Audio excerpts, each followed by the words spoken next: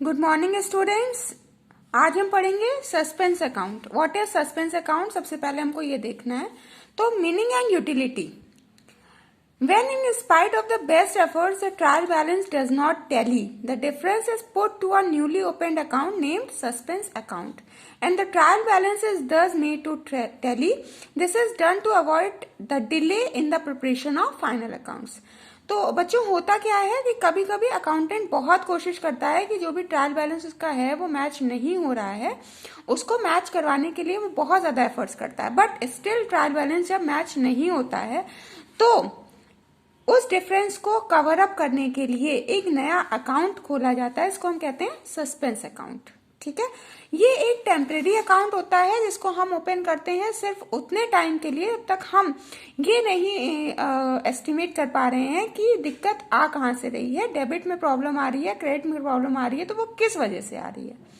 ठीक है, final accounts बनाने में डिले ना हो इसलिए हमें सस्पेंस अकाउंट की हेल्प लेनी पड़ती है और यही इसकी यूटिलिटी होती है। एक बार फिर से समझना है, सस्पेंस अकाउंट क्या होता है। सस्पेंस अकाउंट ऐसा अकाउंट होता है कि जब अकाउंटेंट बहुत कोशिशों के बाद में भी ट्रायल बैलेंस को नहीं मैच करवा पाता है तो उस डिफरेंस को कवर अप करने के लिए एक सेपरेट अकाउंट, एक नया अकाउंट ओपन करता है। इसका नाम होता है सस्पेंस अकाउंट। अब जैसे एग्जांपल लेते हैं, अगर हमें नहीं समझ में आ रहा है कि डेबिट में प्रॉब्लम है या डेबिट में कौन सी चीज जाएगी या क्रेडिट में कौन सी चीज जाएगी, बट हमको एक चीज का पता है, तो हम क्या करेंगे, हम सस्पेंस अकाउंट को उस अकॉर्डिंगली डेबिट या क्रेडिट कर देंगे। ठीक है, अभी इसको हम और क्लियरली समझेंगे एक क्वेश्चन से। जैसे समझ लीजिए यहाँ पर आपको रेक्टिफिकेशन की एंट्रीज करनी है। In the first transaction that is given to you is the purchases books was undercast by 500 rupees. Undercast का मतलब क्या होता है बच्चों? अंडर कास्ट का मतलब है जितना अमाउंट लिखना था उससे कम अमाउंट लिखा गया है। जैसे अभी हमने आपको प्रीवियस क्वेश्चंस करवाए थे, उसमें हमने आपको ये बताया था कि जो अकाउंट्स की बुक है, अगर मान लीजिए उसमें 5000 रुपीज लिखना था, ठीक है, और अकाउंटेंट ने बाय डिफॉल्ट इसमें 500 रुपीज लिखा है, तो जब ये अमाउंट जितना लिखना था अगर उससे कम लिखा गया है तो एज इट इज उसी अमाउंट से एंट्री जो एंट्री होती है वो एज इट इज वैसे ही होती है जैसे आपको करनी थी। ठीक है, तो यहाँ पर आपको ये याद रखना है कि अंडर कास्ट और ओवर कास्ट का मतलब क्या होता है। अंडर कास्ट का मतलब होता है जितना अमाउंट लिखना था उससे कम लिखा गया। ओवर कास्ट का मतलब होता है जितना अमाउंट लिखना था उससे ज्यादा लिख दिया गया है। ठीक है, आ रही बात समझ में? तो सबसे पहले हमको यहाँ बोला गया है कि the purchases book for undercast by rupees 500 से कम रिकॉर्ड हुआ है हमारी अकाउंट्स की बुक में। तो अभी हमें क्या करना होगा, हमारी एंट्री जो हो जाएगी वो हम एज इट इज परचेज की एंट्री करेंगे। हमें ये पता है कि परचेज में कमी आई है अमाउंट की, तो हमने परचेज अकाउंट को तो डेबिट कर दिया। ठीक है, अब यहाँ हमें कुछ और दिखाई नहीं दे रहा है कि वो परचेजेस किससे हुआ है या किस बेसिस पे हुआ है, हमें कुछ नहीं पता। तो डेबिट का तो जो है हेड हमें पता है कि डेबिट में हमारे परचेजेस जाएगा, but we don't know anything about the credit side. हमें नहीं पता है कि परचेजेस किससे हुई है, कब हुई है, क्यों हुई है। तो जब हमें कुछ नहीं पता है तो हम इसमें क्रेडिट कर देंगे सस्पेंस अकाउंट को। ठीक है, हम क्रेडिट कर देंगे सस्पेंस अकाउंट को। कितने अमाउंट से? 500 से, क्योंकि 500 से कम रिकॉर्ड हुआ है। तो कहने का मतलब यहाँ पर ये परचेजेस के साथ में आपको उसके ऑल्टरनेटिव, जब किसी अकाउंट को नहीं समझ में आ रहा है कि वो चीज आपकी डेबिट होगी या फिर वो चीज आपकी क्रेडिट होगी, तो उसके अकॉर्डिंगली आप सस्पेंस अकाउंट को डेबिट और क्रेडिट कर सकते हैं। Is that clear? एक और क्वेश्चन देखते हैं अभी हम। इसमें बोल रहा है the sales book was overcast by ₹100। Overcast मतलब सेल्स अकाउंट में ज्यादा अमाउंट लिख दिया गया है। तो सेल्स क्या होता है? सेल्स क्रेडिट होता है। ठीक है, तो जब ओवरकास्ट है तो ओवरकास्ट में हमने आपको बताया ओवरकास्ट की कंडीशन क्या है। ऐसे मान लीजिए 500 लिखना था, 5000 लिख दिया। तो हमने आपको लास्ट क्वेश्चन में बताया हुआ है कि जब अमाउंट कम लिखना था और उससे ज्यादा लिख दिया है तो आपको एंट्री को पलटना पड़ता है। उस एंट्री में से, उस हेड में से आपको उतना अमाउंट जो है डेबिट करना पड़ता है। तो यहाँ पर हमारा सेल्स अकाउंट क्रेडिट होता था, तो अब ये सेल्स अकाउंट हो जाएगा डेबिट। ठीक है, सेल्स अकाउंट हो गया डेबिट। अब आपको यहाँ पे नहीं पता कि दूसरा हेड क्या होगा, है ना, नहीं पता। हमें ये तो पता है कि सेल्स अकाउंट डेबिट हो जाएगा, लेकिन दूसरा हेड क्या है, वो सेल्स किससे करी गई थी, किसको करी गई थी, किस बेसिस पे करी गई थी, we don't know anything about it. तो we will credit the suspense account by ₹100। Clear? तो नेक्स्ट ट्रांजैक्शन जो हमें दिया है वो कह रहा है ₹620 received from Mohan were posted to the debit of his account. ठीक है, तो पहले इस बात को समझिए। यहाँ कह रहा है कि आपने अमाउंट रिसीव करा, आप कौन है ये नहीं आपको पता। ठीक है, यहाँ हमें नहीं पता कि किसने अमाउंट रिसीव करा। तो रिसीव्ड फ्रॉम मोहन, ठीक है, तो रिसीव्ड फ्रॉम मोहन का मतलब है कि आपने वो पैसे मोहन से रिसीव करे हैं, were posted to the debit of his account. ठीक है, were posted to the debit of his account मतलब मोहन के वो अकाउंट में डेबिट हुए थे। तो अब इस एंट्री को हमको रेक्टिफाई करना है, तो हमें क्या करना होगा, हमें मोहन के अकाउंट को क्रेडिट करना होगा।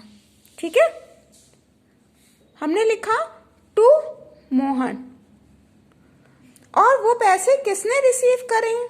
ठीक है, वो पैसे किसने रिसीव करे हैं इसके बारे में कोई बात नहीं हुई है, तो उसके ऑल्टरनेटिवली हम अपने सस्पेंस अकाउंट को क्या कर देंगे, सस्पेंस अकाउंट को हम डेबिट कर देंगे। ठीक है, कितने अमाउंट से कर देंगे, 620 से। ठीक है, 620 से हम इस अमाउंट को डेबिट कर देंगे।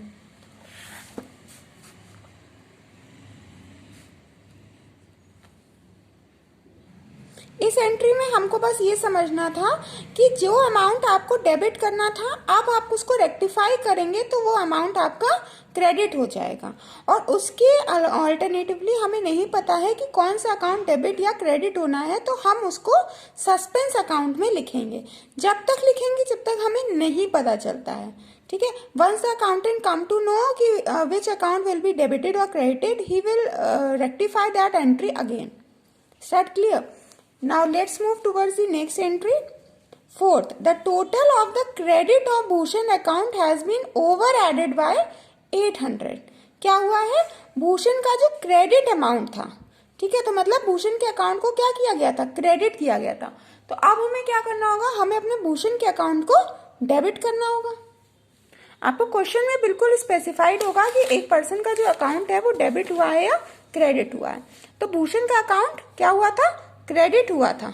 ठीक है, तो अब आप क्या करिएगा, भूषण के अकाउंट को डेबिट कर दीजिए। भूषण को हमने डेबिट कर दिया।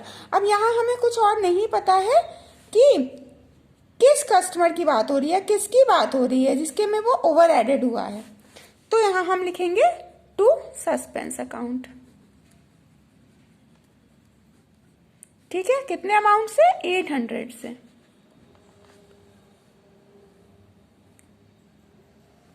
ठीक है, इस क्वेश्चन में हमको बोला गया कि the total of the credit of Bhushan account has been over added, मतलब हमने क्या करा है, हमने भूषण को ज्यादा पैसे दे दिए। तो अब हमें क्या करना है, हमें भूषण के अकाउंट से उतना अमाउंट कम करना होगा। तो हम कम कैसे करेंगे, हम भूषण के अकाउंट से उतने अमाउंट को डेबिट कर देंगे। 800 रुपीज को हमने भूषण के अकाउंट से डेबिट कर दिया, और जो दूसरा है क्रेडिट का हमको नहीं पता था, तो वो हमने वो अमाउंट ट्रांसफर कर दिया अपने सस्पेंस अकाउंट में।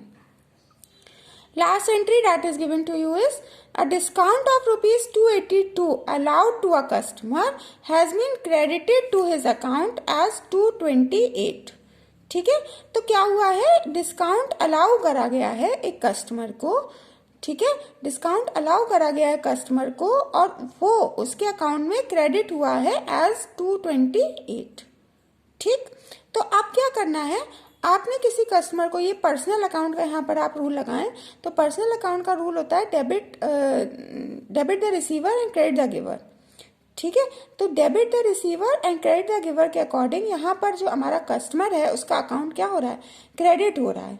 ठीक है, तो अब आपको क्या करना है, ये देखें अगर हम, तो उसके अकाउंट में जाने थे 282 रुपीज, बट उसके अकाउंट में कितने गए, 228। ये एकदम ऊपर ऐसी बात हो गई, जितना अमाउंट जाना था उससे कम गया। तो अब हमको इस एंट्री को एज इट इज रेक्टिफाई करना है। एज इट इज रेक्टिफाई करेंगे मतलब हमें अपने कस्टमर को उतना ही अमाउंट पे करना है, क्रेडिट उतने ही अमाउंट से करना है। डेबिट का हमको नहीं पता है, तो डेबिट में हम लिखेंगे सस्पेंस अकाउंट डेबिट। अब आप यहाँ क्या करेंगे, आपको यहाँ पर 282 को 228 को माइनस करना होगा। तो जो माइनस करके कितना अमाउंट कम गया है, 54 रुपीज कम गए हैं।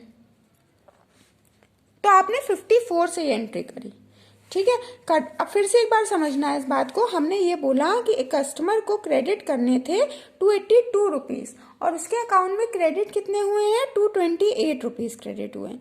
तो कितना बैलेंस अभी नहीं हुआ है, 54 रुपीज का बैलेंस नहीं हुआ है।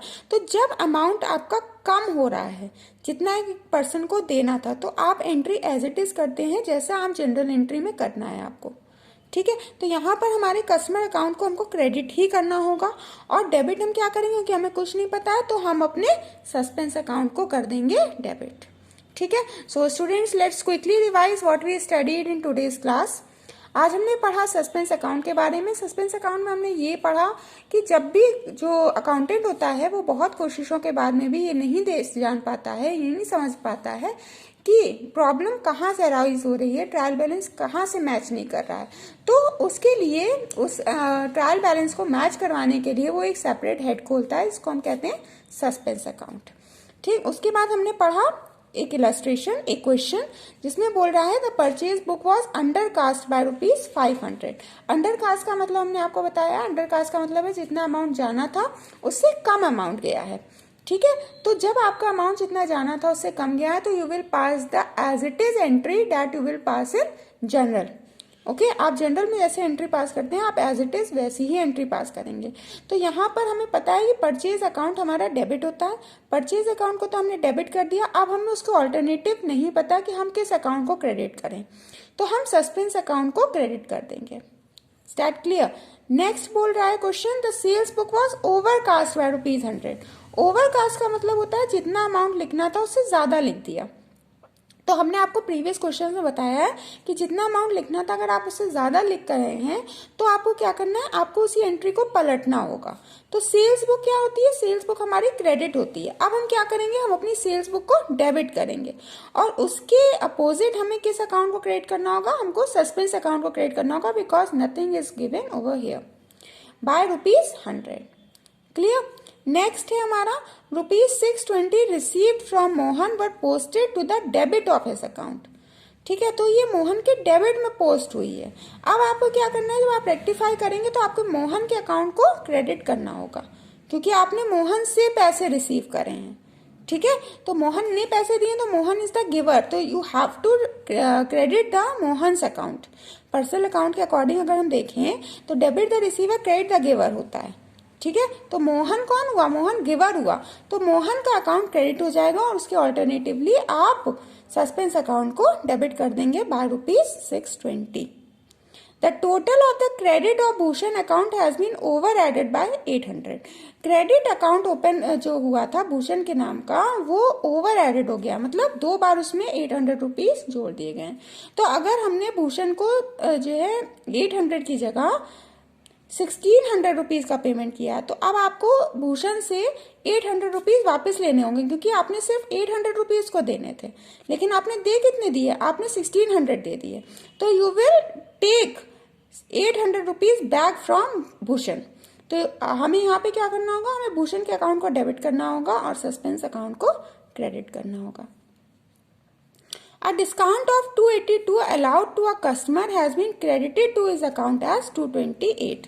यहाँ पे भी सेम सिचुएशन है, जितना अमाउंट जो है कस्टमर के अकाउंट में क्रेडिट करना था हमने उससे कम अमाउंट उसको दिया है। कितना कम दिया है, 54 रुपीज कम दिया है। तो यहाँ पे अमाउंट कम हो रहा है, अगर ज्यादा हो रहा होता तो आप एंट्री को पलट देते, लेकिन यहाँ पे अमाउंट कम हो रहा है तो will pass the as it is entry. तो the entry will be suspense account debit to customer account by ₹54। So students, that's all about today's class. Please go through this question once again and note it down in your accounts fair copy. Thank you.